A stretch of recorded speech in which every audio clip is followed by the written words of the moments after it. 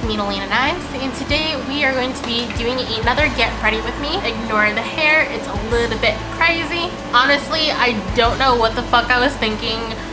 Actually, I do. Okay, hear me out.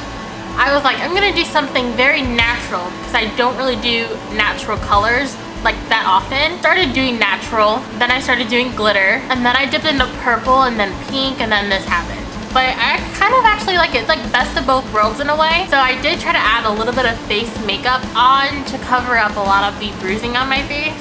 Yeah, like I said, I started off doing neutrals and I was like, that's pretty.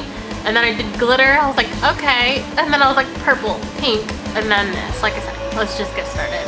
I never really know what to talk about. So I don't know, do you guys like it when I just apply the makeup, or do you guys actually want to know what I'm using? And I'm just putting that in the inner corner of my eye.